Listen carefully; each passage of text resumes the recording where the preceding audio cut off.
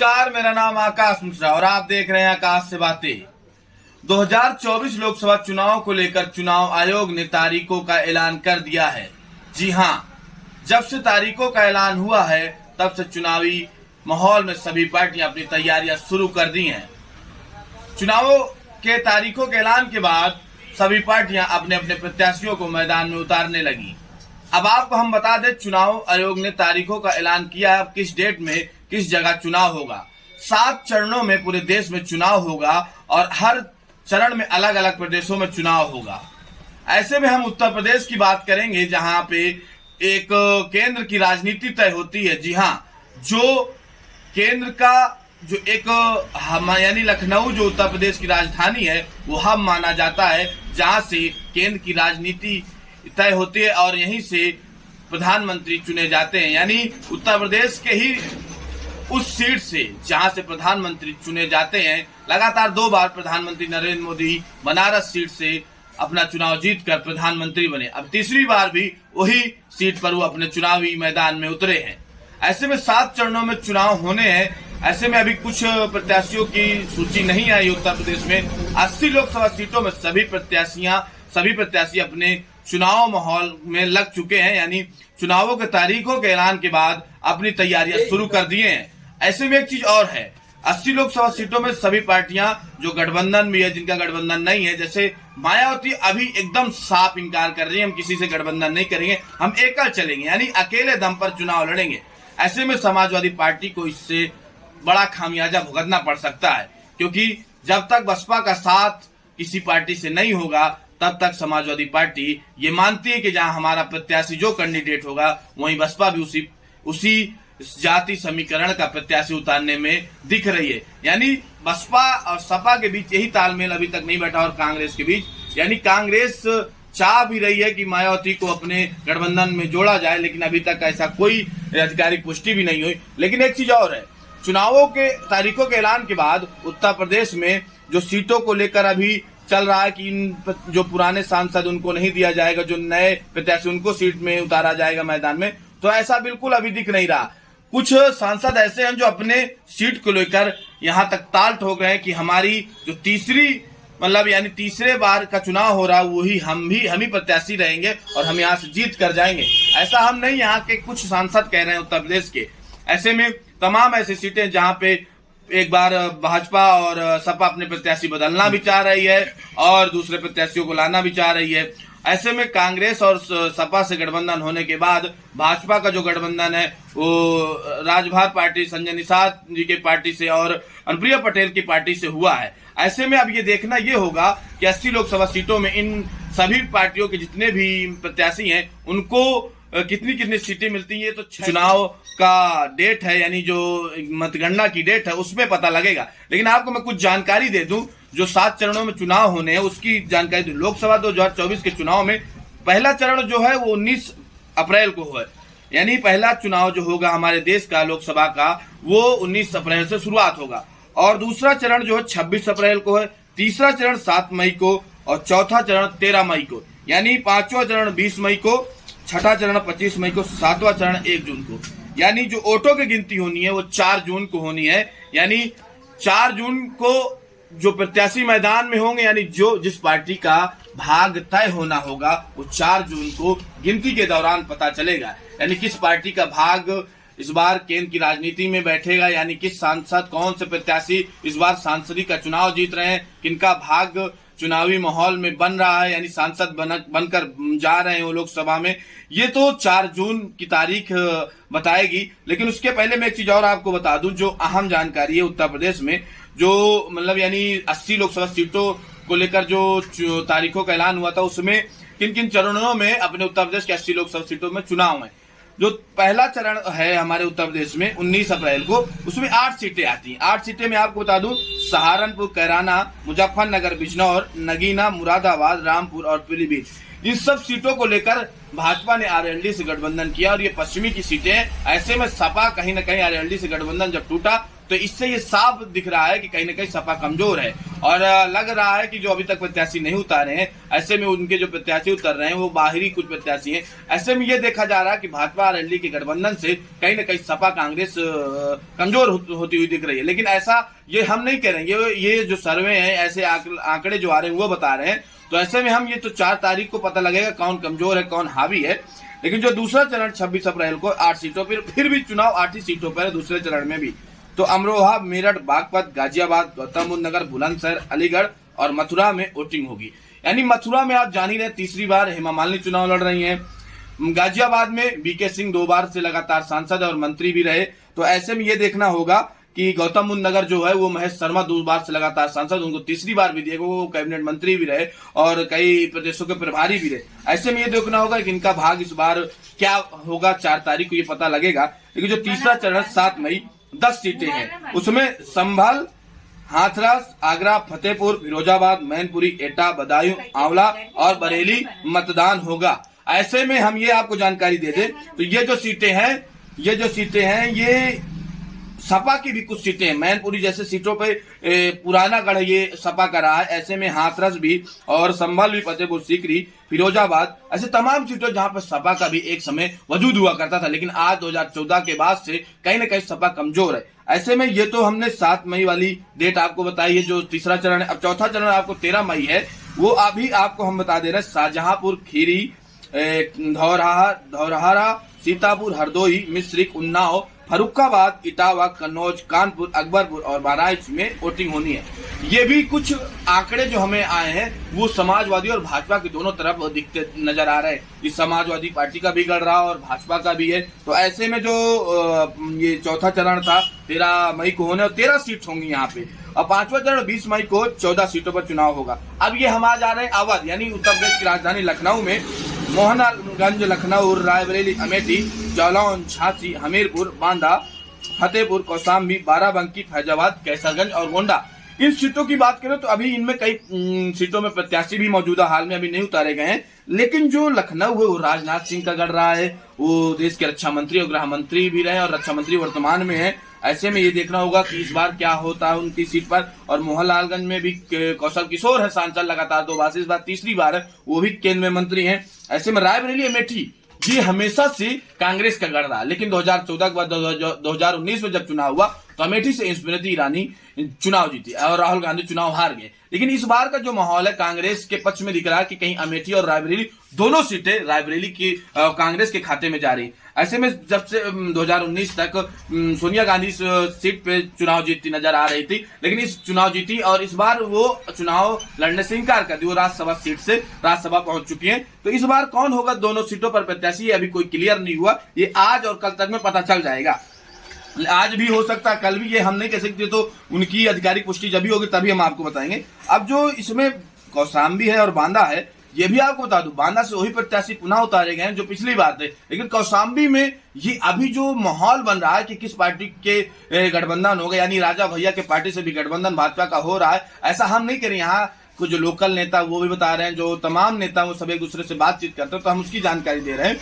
तो राजा भैया से अगर गठबंधन होता है तो क्या ये सीट राजा भैया के खाते में जाएगी? 4 मई को ये पता लगेगा। लेकिन उसके पहले विनोद सोनकर यहाँ से 2 बार लगातार सांसद हैं और राष्ट्रीय मंत्री भी रहे। राष्ट्रीय मंत्री होने के बाद अभी वो तीसरा चुनाव इस बार, अभी उन्होंने हाल ही में उनका बयान आया कि अमित भाई साहब से संजय निषाद जी आए तो उनसे कहा बता दीजिएगा कि यहाँ की जनता की यही पुकार है कि तीसरी बार विनोद सोनकर रहेंगे मैदान पे और वो जीत के जाएंगे। उन्होंने ऐसा भी दावा किया कि कोई उनको हराने वाला नहीं है, इस सीट से तीसरी बार वो निश्चित जीत के जाएंगे, ऐसा वो कह रहे हैं। हम नहीं, ये तो जनता तय करेगी 4 मई को कौन जीतता है कौन नहीं जीतता। 4 मई को, जो 4 जून को ये जनता तय करेगी, चुनाव की जो गिनती का ऐलान है। ऐसे में हमें एक चीज और आपको बता दें, इस सीट में कैसरगंज भी है, गोंडा भी है।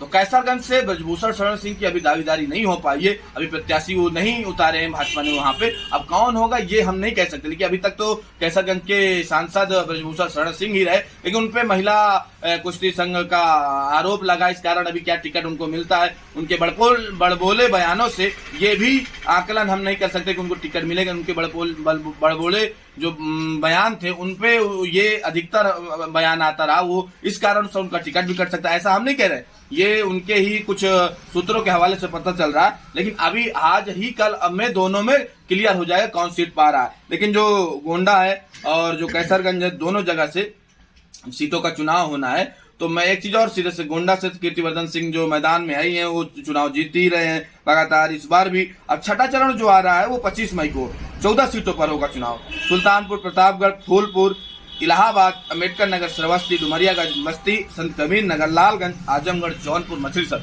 अब इस सब सीटों में प्रयागराज जो इलाहाबाद सीट है वो बड़ी सीट है, यानी आजमगढ़ जो है, और इन सब सीटों पर चुनाव होने हैं।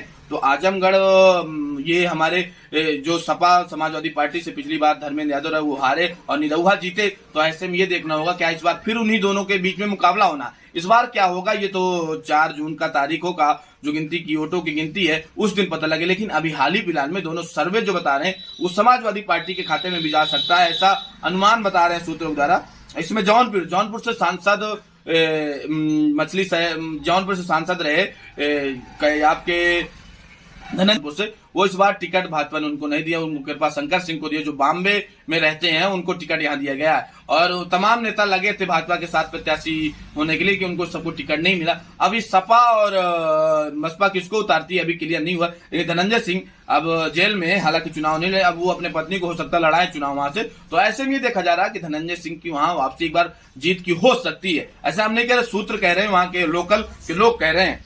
लेकिन इसमें एक सबसे बड़ी प्रयागराज सीट है जहां से रीता बहुगुणा जोशी है चुनाव लड़ रही हैं। लेकिन इस बार क्या वो चुनावी माहौल में टिकट उनको नहीं मिल रहा है, लेकिन क्या इस बार भाजपा किसको उतारेगी और भाजपा की जीत होगी ये तो आने वाले समय में पता लगेगा। लेकिन उसके पहले जो सीटें हैं, अभी सीटों का मतलब यहाँ पे प्रत्याशियों की सूची नहीं आई है, तो ऐसे में आजकल में प्रत्याशी सूची आएगी। लेकिन आपको मैंने कुछ देर पहले रायबरेली की बताई कि तो वहां पे मनोज पांडे भी जो सपा का साथ छोड़कर क्रॉस वोटिंग राज्यसभा के चुनाव में वो भाजपा के साथ आ गए। क्या उनको भाजपा अपना प्रत्याशी बना सकती है लोकसभा के चुनाव में? ऐसा अगर होगा तो क्या मनोज पांडे जीतेंगे या नहीं जीतेंगे ये तो हम नहीं कहेंगे, लेकिन ये तो आने वाला समय बताएगा। लेकिन उसके पहले की जो सूत्र है कि वहां से कांग्रेस का गढ़ रहा, वो हमेशा कांग्रेस ही जीती है, तो उनके लिए क्या ये राजनीतिक जो सफर रहा ये क्या एक बड़ा सवाल है जो आ रहा है कि मनोज पांडे का करियर क्या यहाँ से बनेगा, या फिर वो विधानसभा का चुनाव भी जो अभी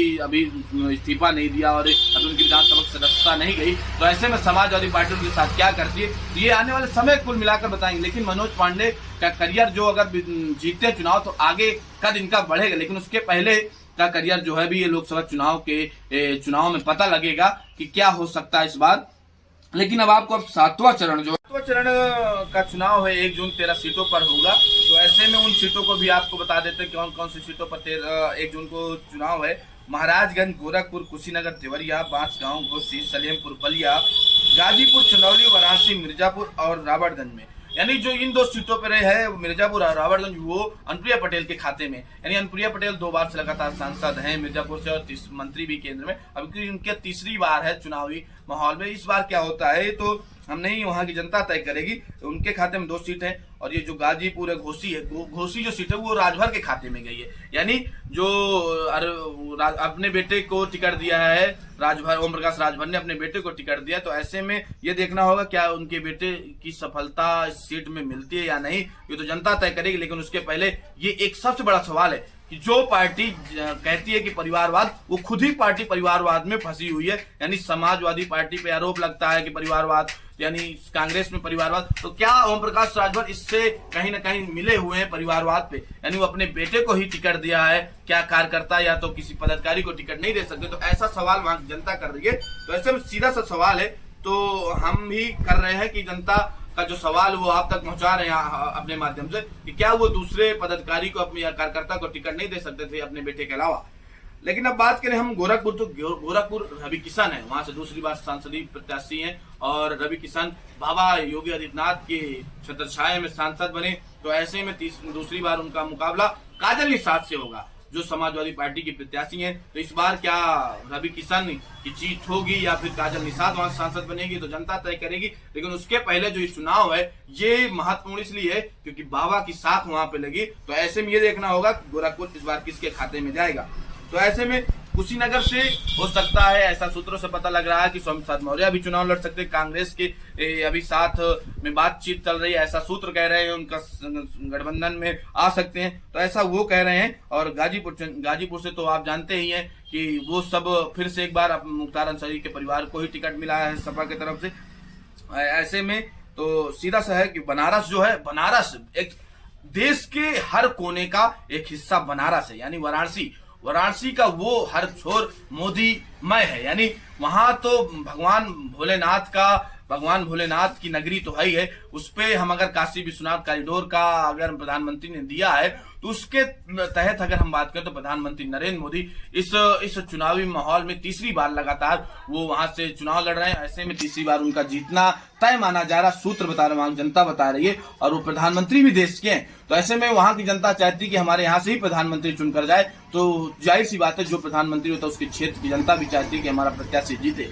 ऐसे में ये माहौल ये हो रहा कि चुनावी माहौल में प्रधानमंत्री मोदी अपने क्षेत्र से चुनाव, यानी उनका गृह क्षेत्र तो गुजरात है, लेकिन वो उत्तर प्रदेश के ही बनारस को क्यों चुना। और उन्होंने शुरू में ही कहा था कि मैं माँ गंगा का बेटा हूँ, आया हूँ। तो ऐसे में इस बार भी माहौल है मोदी मैं लग रहा है। उन्होंने ये नारा दिया 400 पार का, तो क्या इस बार पूरी टीमें तैयार हैं मोदी जी की 400 पार करने के लिए? ऐसे में प्रधानमंत्री की जीत तो तय मानी जा रही है सूत्रों के द्वारा, और वहां की जनता बता रही है, ये हम नहीं कह रहे हैं। तो ऐसे में ये देखना होगा क्या जो 4 जून की तारीख है वोटों की गिनती का, उस दिन किसका भाग ईवीएम में बंद होगा, कैद होगा, ये तो उसी दिन पता चलेगा। और कौन प्रत्याशी इस बार सांसद बनेगा और किसकी केंद्र में सत्ता में वापसी होगी। क्या भाजपा ही इस बार चुनावी माहौल में अपनी फिर से तीसरी बार सरकार बनाएगी या फिर बदलाव होगा, ऐसा ये तो 4 जून ही बताएगा। लेकिन उसके पहले आपको हम जानकारी जो दे रहे थे, 7 चरण में चुनाव होने हैं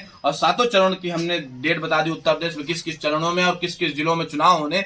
ऐसे में सीधा सा एक ही हम आपसे भी सवाल करना चाहते हैं और आपको कहना भी चाहते हैं कि आप लोग सब अपने इस चुनावी माहौल में वोट का अधिकार है आपको, तो आप अपना मतदान जरूर करें और मतदान कर पहले मतदान करें फिर जलपान करें। ऐसा जो सरकार भी कहती है और ये चुनाव आयोग की गाइडलाइंस होती है। ये एक पर्व है, चुनाव एक पर्व होता है, त्योहार, एक चुनावी त्योहार होता है। तो ऐसे में अपने वोट और मताधिकार का प्रयोग जरूर करें और अपने वोट का अधिकार जो है वो किसी ऐसे प्रत्याशी को जिताएं जो आपके हितों में काम करे और आपके रोजगार, शिक्षा जैसी बात करे। तो ऐसे में आप जो आपकी जिस डेट पे आपके यहाँ चुनाव हो, जिस चरण में, उस चरण में जरूर वोट डालने जाएं। और यही है कि अब आगे जो 4 तारीखों का गिनती का ऐलान होना है, तब लोकसभा का जो चुनाव है ऐलान तारीखों का हो ही गया, बिगुल फूक चुका है चुनावी माहौल का।